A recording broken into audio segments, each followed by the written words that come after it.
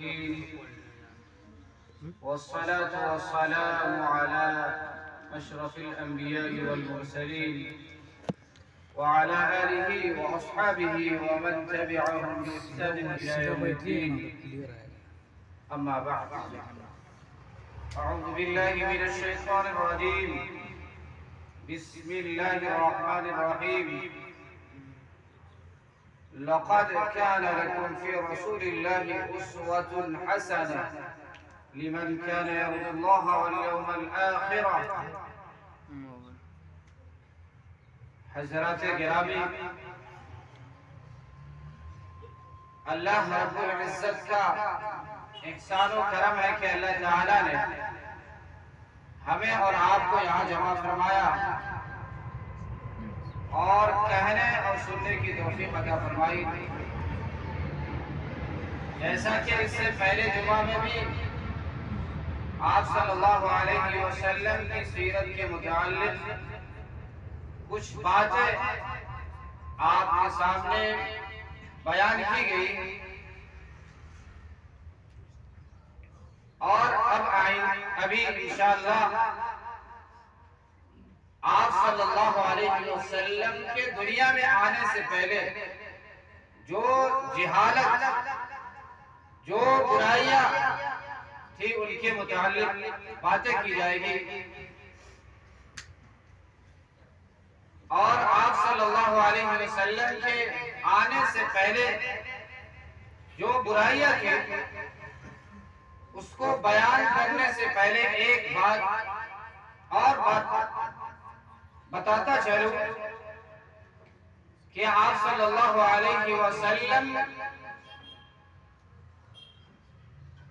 جو حضرت ابراہیم علیہ السلام ہے، یہ ہمارے اور آپ کے سب سے دادا ہیں. اور حضرت ابراہیم علیہ السلام کی آزمائش کتنی ہوئی ہر شخص کو معلوم ہے.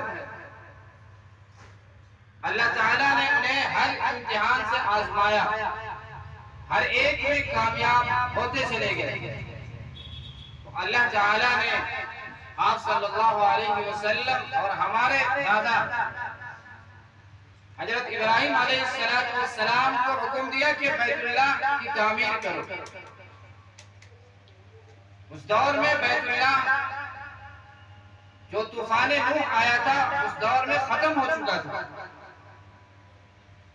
تو حضرت ابراہیم اور حضرت اسماعیل علیہ السلام نے بیت اللہ کی تعمیر کی. تعمیر کرنے کے بعد اللہ تعالیٰ نے کہا کہ اے ابراہیم، تم مجھ سے مانگو، کیا مانگنا چاہتے ہو؟ آج ہم اور آپ ہوتے تو دنیا مانگتے،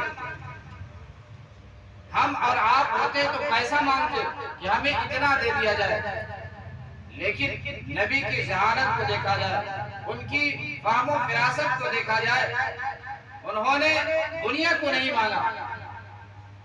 انہوں نے کہا کہ ربنا وابعث فیہم رسولا منہم یتلو علیہم آیاتک ویزکیہم ویعلمہم الکتاب والحکمہ. کہ اللہ، ہمیں معلوم ہے آپ کے چمن میں ایک ایسا پھول ہے، آپ کے ایک ایسے انوکھا موتی ہے. ہمیں کچھ نہیں چاہیے، آپ سے یہ درخواست ہے کہ وہ نبی ہماری ذریت میں پیدا ہو، وہ نبی ہمارے خاندان میں پیدا ہو، ہماری اولاد میں پیدا ہو. تو حضرت ابراہیم علیہ السلام کے دو بیٹے ہوئے، حضرت اسماعیل اور دوسرا حضرت اسحاق. حضرت اسحاق علیہ السلام کے اولاد میں حضرت یعقوب، ان کے 12 بیٹے جس میں حضرت یوسف علیہ السلام بھی آتے ہیں. اور حضرت اسماعیل علیہ السلام کی اولاد میں بھی 12 بیٹے ہیں، جن سے آج پورا عرب آباد ہے، انہی کی اولاد ہے. حضرت ابراہیم علیہ السلام کے بیٹے حضرت اسماعیل، یہ مکہ مدینہ یا ریاض یا یمن ایران سب انہی کی اولاد سے آباد۔ اللہ تعالیٰ نے آپ صلی اللہ علیہ وسلم کو ایسے وقت میں پیدا فرمایا کہ ہر طرف ظلم و ستم عام تھا، ہر شخص ایک دوسرے کے جان لینے کے لیے تیار رہتے تھے۔ آپ صلی اللہ علیہ وسلم کے پیدا ہونے سے پہلے دو طاقتیں ایسی تھی جو اس دور میں سپر پاور مانا جاتا تھا، ایک ایران، دوسرا یمن۔ یہ دونوں طاقتیں اپنے دور میں بہت ہی مضبوط تھا، اور انہی کو آج کے زمان میں قیصر و کسریٰ کہا جاتا ہے۔ اور آپ صلی اللہ علیہ وسلم کے دور میں کوئی ایسا نظام نہیں تھا، کوئی نہ سماجی نظام قائم تھا، نہ کوئی برادری میں کوئی ایسا نظام تھا، نہ کوئی بادشاہ تھا۔ ہر شخص اپنے مال کے بلبوتے، اپنے ہمت کے بلبوتے پر منواتا تھا۔ باضابطہ اس طرح نظام نہیں تھا، جس کی لاٹھی ہوتی تھی اسی کا ہر سکہ چلتا تھا۔ اور آپ صلی اللہ علیہ وسلم ایسے دور میں آئے کہ اس دور میں نہ غریبوں کا کوئی پرسان حال ہوتا تھا، نہ کوئی بیواؤں کا، نہ کوئی عورتوں کا، نہ کوئی یتیموں کا پوچھنے والا ہوتا تھا۔ اور غریب کسی کی یہاں مزدوری کرتا، ایک مہینہ نہیں بلکہ سالوں سال، 6 مہینہ سال بھر ان کی یہاں مزدوری کرتا۔ اگر ان سے کوئی غلطی ہو جاتی تو ان کو مزدوری دیے بغیر ان کو مار کر بھگا دیا جاتا۔ ایسا دور تھا، یہاں تک کہ 6 سال 7 سال مزدوری کرتا، پھر اس کے بدلے میں 10 روپے 20 روپے دیتا۔ اور آپ صلی اللہ علیہ وسلم کے آنے سے پہلے نہ کوئی عورتوں کی عزت تھی، حالانکہ اگر کوئی عورت حیض آ جاتا، ماہواری آ جاتا تو انہیں گھر سے نکال کر ان کا ہاتھ پیر باندھ کر جنگل میں رکھ دیا جاتا تھا۔ ان کے ہاتھ سے کھانا، ان کو گھر میں رکھنا مایوس سمجھا جاتا تھا، عزت کے خلاف سمجھا جاتا تھا، اور ان کو جنگل میں رکھ دیا جاتا تھا۔ جب وہ پاک صاف ہو جاتی پھر اس کو گھر میں لایا جاتا۔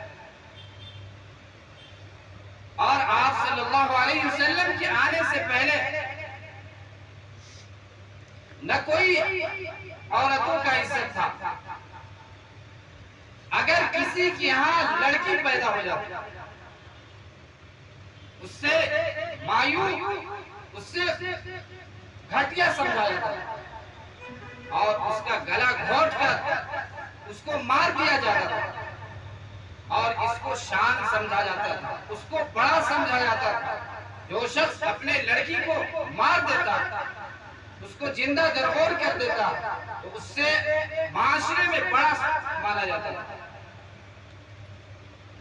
اور آپ صلی اللہ علیہ وسلم نے جو 11 شادی کیے، اور آپ نے یہ بتا دیا کہ آج جو لوگ آپ کے اوپر انگلی اٹھاتے ہیں کہ اس کے نبی نے 11 شادی کیے، اس کے نبی نے 11 شادی کیے، وہ آپ کے حالات کو پڑھیں، عرب کی زمین سے پوچھے کہ آپ صلی اللہ علیہ وسلم نے کیسے وقت میں کیسی عورتوں سے شادی کی۔ حضرت خدیجہ رضی اللہ عنہ 40 سال کی ہے، اور آپ نوجوان ہیں، آپ 25 سال کے ہیں۔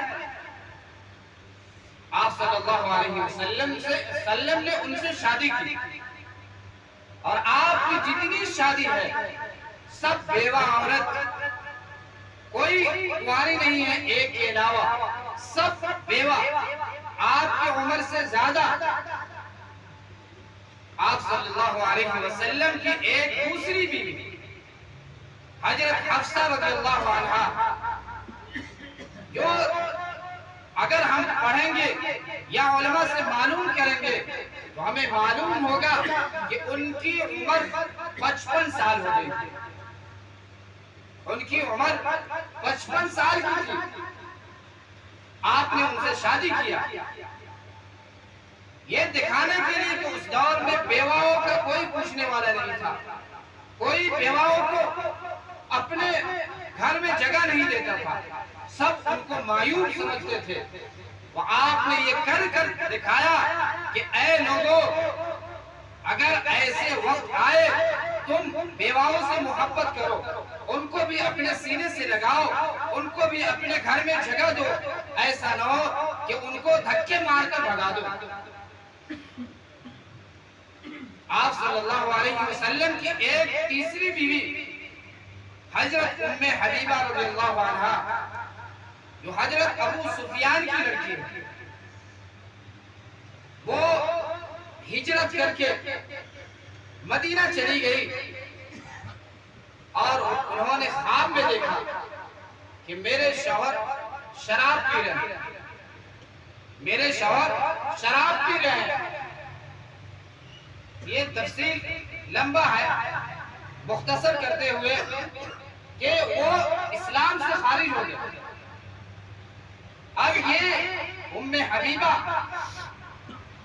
پردیس میں، اس کا کوئی سہارا نہیں، کوئی دیکھنے والا نہیں، اور آپ صلی اللہ علیہ وسلم کے پاس یہ خبر پہنچی تو آپ صلی اللہ علیہ وسلم نے خبر بھجوایا، خط لکھا کہ اے ام حبیبہ تم صبر کرو، انشاءاللہ تمہارے نکاح میں محمد آنے والا ہے۔ آپ نے کسی کنواری سے نہیں کیا، صرف ایک کے علاوہ اگر عیش پرستی ہوتا تو آپ کنواری سے کرتے، لیکن معاشرے میں جو برائی پھیلا ہوا تھا اس کو ہٹانے کے لیے، اس کو ختم کرنے کے لیے آپ صلی اللہ علیہ وسلم نے بیواؤں سے محبت کیا، ان سے شادی کی اور سارے امت کو یہ پیغام دیا کہ اے امت، اگر تمہارے درمیان بھی ایسی کوئی عورت ہو، اگر اس کا کوئی پرسان حال نہ ہو، تم اس کو اپنا شریک حیات بناؤ، ان کو اپنے سینے سے لگاؤ، ان کو اپنے گھروں میں بساؤ۔ حضرات گرامی، اور ایک کنواری حضرت عائشہ رضی اللہ عنہ، یہ حضرت ابو بکر صدیق رضی اللہ عنہ کی بیٹی ہے۔ انہوں نے کہا کہ اے اللہ کے نبی صلی اللہ علیہ وسلم، آپ ہمارے سفر میں، حجر میں یار تھے، ہمیشہ آپ کی ہم سے دوستی رہی ہے، ہم نے آپ کے اہل بیت کی، آپ کی بیویوں کی یہ تعریف سنی ہے، یہ ایک انعام سنا ہے کہ اللہ تعالیٰ نے خوشخبری دیا ہے کہ یہ سب جنتی ہے، تو میری بھی خواہش ہے، میری بھی ایک بیٹی ہے۔ اب تک تو ہمارا جو نسبت تھا، جو تعلق تھا، ایمان کی وجہ سے تھا، اب چاہتا ہوں کہ نسبتی بھی تعلق ہو جائے، نسبت بھی بن جائے، جس کی وجہ سے آپ صلی اللہ علیہ وسلم نے حضرت عائشہ رضی اللہ عنہا سے شادی کی، اور آپ صلی اللہ علیہ وسلم ہمیشہ حضرت خدیجہ رضی اللہ عنہا کی تعریف کرتے تھے، اور حضرت عائشہ رضی اللہ عنہا کہتی تھی کہ آپ کیوں اس بوڑھی کے بارے میں اتنا کہتے رہتے ہیں؟ تو آپ صلی اللہ علیہ وسلم غصے ہو گئے اور رونے لگے کہ اے عائشہ، تمہیں معلوم نہیں کہ یہ خدیجہ جنہوں نے ہمیں ایسے وقت میں سہارا دیا، جس وقت سارا عرب ہمارے خلاف تھا، کوئی ہمیں گھر میں رکھنے والا نہیں تھا، سب نے گھر سے نکال دیا، ایسے وقت میں خدیجہ نے ہمیں گھر دیا۔ ایسے وقت میں جب کوئی ہمارے بات کو ماننے والا نہیں تھا، کوئی ہمارے اوپر ایمان لانے والا نہیں تھا، ایسے وقت میں خدیجہ نے مجھ پر ایمان لایا۔ تم خدیجہ کے بارے میں کہتے ہو، خدیجہ وہ ہیرا ہے جنہوں نے ہمیں ہر موڑ پر، ہر جگہ ہمیں مدد کی ہے۔ اور حضرت عائشہ نے آپ کے ناراضی کو دیکھ کر کہا کہ یا رسول اللہ، آپ ہمیں معاف کر دیجئے، ہم سے غلطی ہو گئی۔ میرے محترم بزرگوں اور دوستو، آپ صلی اللہ علیہ وسلم نے کہ پیدا ہونے سے پہلے اتنی برائیاں تھی، اتنی برائیاں کہ ہر شخص اپنا بدلہ لینے کے لیے تیار رہتے تھے۔ یہاں تک کہ آپ سے پہلے کوئی بیٹی کو بیٹی ماننے والا نہیں تھا، بیوی کو بیوی ماننے والا نہیں تھا۔ آپ صلی اللہ علیہ وسلم نے یہ سبق دیا، اگر وہ بیوی ہے، اگر وہ تمہاری بیوی ہے، قرآن نے کہا ہن لباس لکم وانتم لباس لہن، کہ وہ تمہارا لباس ہے اور تم اس کے لباس ہو۔ اس دور میں ماں کی بھی عزت نہیں تھی۔ آپ صلی اللہ علیہ وسلم کے آنے سے پہلے اتنی جہالت۔ آپ نے کہا کہ اے نوجوانوں، اگر تمہاری بیوی ہے، تمہاری بیٹی ہے، بیٹی کا مقام الگ ہے، بیوی کا مقام الگ ہے۔ اگر کوئی شخص اپنے بیٹی کا پرورش کرتا ہے اور اس کو نکاح کر دیتا ہے، اس کے گھر رخصت کر دیتا ہے، وہ اس کے لیے جنت واجب ہوگی۔ اور یہی نہیں، اگر کوئی کسی کا بھائی ہے، اگر بہن کا اچھی تربیت کرے، اس کا دیکھ بھال کرے، اس کا شادی کر کے اس کے گھر بھیج دے اور اس سے جا کر ملتے رہے، ایسا نہیں کہ ناتا رشتہ توڑ دے، جب جائے تو بہن کے لیے ہدیہ بھی لے جائے، انہیں ہر درد میں، ہر موڑ پر ان کی مدد کرے۔ اور اس دور میں غلاموں کا بھی کوئی اہمیت نہیں تھا۔ اور حضرت بلال رضی اللہ عنہ سے کسی نے پوچھا کہ آپ کے ایمان لانے کا قصہ کیا سبب ہے کہ آپ نے ایمان لایا؟ تو انہوں نے کہا کہ ہم ایک ظالم بادشاہ، ایک ظالم سردار کے پاس، ظالم قریشی کے پاس ہم غلام تھے اور وہ ہمیں مارتا تھا، کھانا کم دیتا تھا، کھانا کبھی نہیں دیا، لیکن مارنے میں کبھی کمی نہیں تھا۔ ایک مرتبہ ہماری طبیعت خراب تھی اور اس نے کہا کہ جو کوٹنے کے لیے، مجھے بخار شدت سے تھی، اور انہوں نے کہا کہ جو کوٹو، اور مجھے اتنی بخار تھی جس کی وجہ سے میں ایک کپڑا اوڑھ کر سو گیا کنارے میں۔ ان کے سردار آئے، کہا کہ وہ غلام کہاں ہے جس کو ہم نے کام دیا تھا، جس کو ہم نے یہ کام لگائے تھے، غلام غائب ہے۔ اور نہ چاہتے ہوئے انہوں نے بخار کی حالت میں جو کو کوٹا، اور ہر شخص آتا تھا اور کہتا تھا کہ یہ غلام ہے۔ کوئی آپ کا حضرت بلال رضی اللہ عنہ کا پرسان حال نہیں تھا، سب آ کر دیکھ کر چلے جاتے تھے، یہ تو غلامی تو ہے۔ ایک نوجوان خوبصورت شخص آیا اور انہوں نے کہا کہ اے غلام تمہاری حالت کیا ہے؟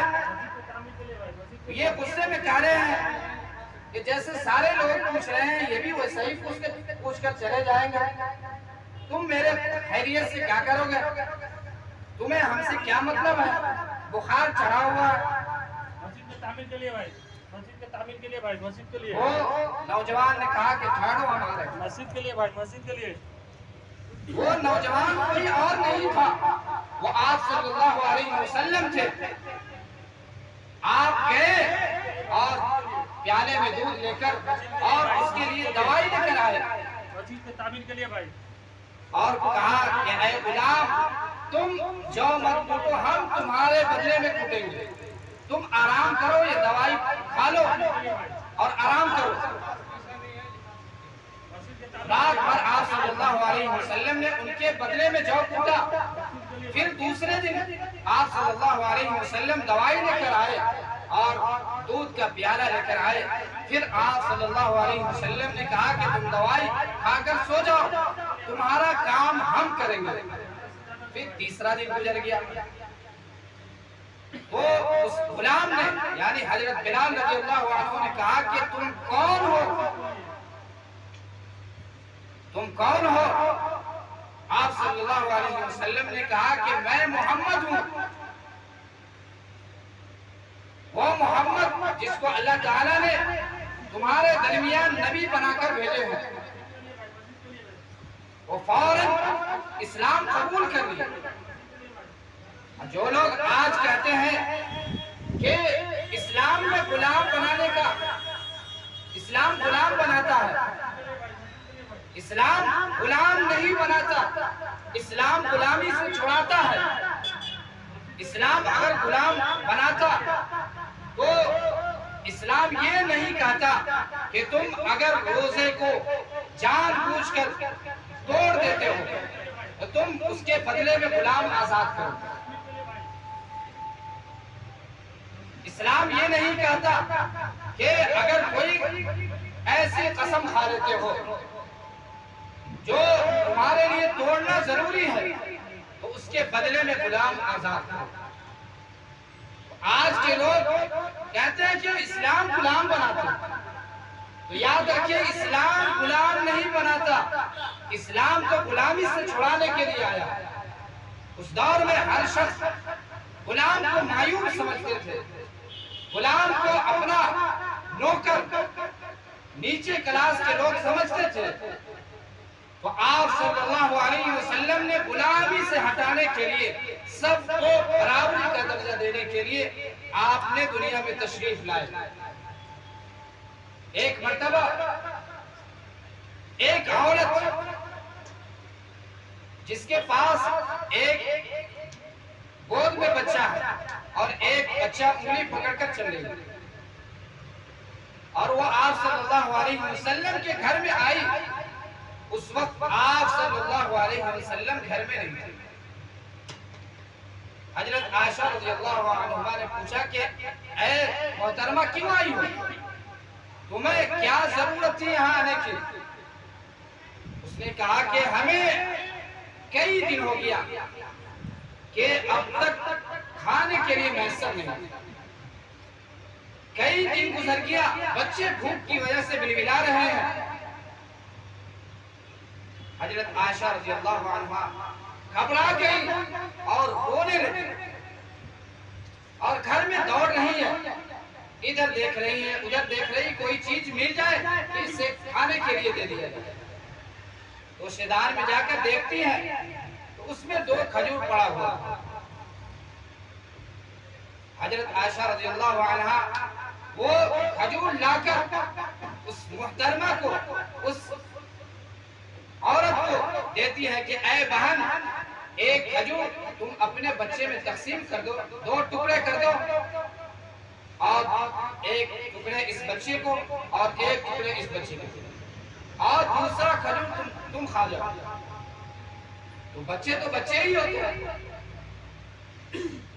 اس نے فوراً اپنے ماں کے ہاتھ سے ایک بچے نے ایک کھجور چھین لیا، دوسرے بچے نے دوسرا کھجور چھین لیا۔ یہ بیوی پھر واقع سے رہ گیا. پھر برداشت نہیں ہوا حضرت عائشہ کو, پھر دوڑے گھر میں, پھر تلاش کرنا شروع کر دی. تلاش کرنے کے بعد پھر ایک کھجور ملا. پھر وہ آئی اور کہا کہ اے بہن اس سے تم کھا لو. جو ہی انہوں نے 2 ٹکڑے کیے, پھر بچے تو بچے ہی ہیں, بچے, ایک بچے نے ایک ٹکڑا چھین لیا, دوسرے بچے نے دوسرا ٹکڑا چھین لیا. حضرت عائشہ رضی اللہ عنہا نے کہا کہ اے بہن تم ابھی جاؤ, یہ معاملہ آپ صلی اللہ علیہ وسلم کو ہم بتا دیں گے, آپ آئیں گے گھر پر تشریف لائیں گے تو ہم آپ کا یہ معاملہ آپ کو بتا دیں گے. جب آپ صلی اللہ علیہ وسلم گھر میں آئے تو دیکھا کہ بیوی رو رہی ہے. آپ نے پوچھا کہ عائشہ کیا ہوا, تم کیوں رو رہی ہو؟ تو حضرت عائشہ رضی اللہ عنہا نے بتایا کہ ایسے ایسے معاملہ ہے. تو آپ نے ان کے لیے کھانے کا انتظام کر دیا اور کہا کہ اے عائشہ جب وہ عورت آئے تم یہ کھانا اسے دے دینا, لیکن ایک خوشخبری سنا دینا کہ اگر تم اپنی لڑکی کے لیے اتنا بھوک سہتی ہو, تم اپنی لڑکی کے پرورش میں اپنے خون پیاس کو نچھاور کرتی ہو, تو اللہ تعالی تمہارے اوپر جنت کو واجب کر دے. میرے محترم بزرگوں, دوستو, آپ صلی اللہ علیہ وسلم کے آنے سے پہلے معاشرے میں کوئی کسی کا پوچھنے والا نہیں تھا. آپ صلی اللہ علیہ وسلم نے فتح مکہ کے موقع پر حضرت بلال کو, جو ایک کالے کلوٹے غلام تھے, ان کو کہا کہ اے بلال کعبے کے چھت پر چڑھ کر آ جانا. مکہ کے سردار دیکھ رہے تھے کہ یہ غلام ہے, یہ کالا کلوٹا ہے, ان کو کعبے کے چھت پر چڑھایا جانا. آج کہتے ہیں کہ برابری اسلام نے دیا ہے, مقام اسلام نے دیا ہے. بیوی کا مقام, بیوہ کا مقام, عورت کا مقام. آج اسلام پر ہم انگلی اٹھاتے ہیں. اسلام نے وہ طریقہ سکھایا جو اب تک کسی نے نہیں بتایا. دعا کرے کہ اللہ تعالی ہم سب کو کہنے سننے سے زیادہ عمل کی توفیق عطا فرمائے, اور آپ صلی اللہ علیہ وسلم کے بچپن کے اوپر انشاءاللہ اگلے جمعہ میں بیان ہوگا.